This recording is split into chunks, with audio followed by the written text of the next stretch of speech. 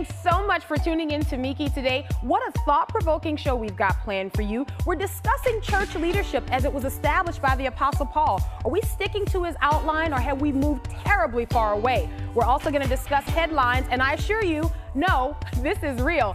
Eva Tagliano's in studio to help me do that, and I'm going to tell you what's got me all pinned up this week. That's all coming up this hour. Meeke starts right now.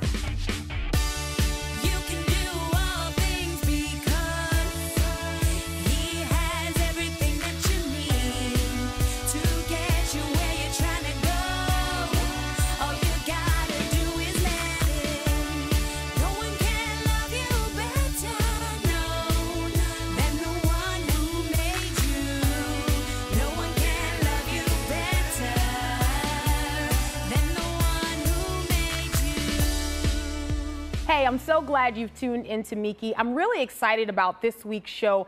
In fact, we're doing this show because I was stirred by something that I read in the Word. Just one morning this week in my devotion time, I was reading the book of Titus, and I was reading what Paul wrote to Titus about the requirements of an overseer or someone who desires to be a bishop in the church. And I started looking at some of the stipulations, what was required: the husband of one wife, not given to dissipation, self-controlled, even-tempered. And I started thinking about a lot of the pastors and people who would be considered overseers in our churches today, and I wondered if a lot of those requirements are still being met.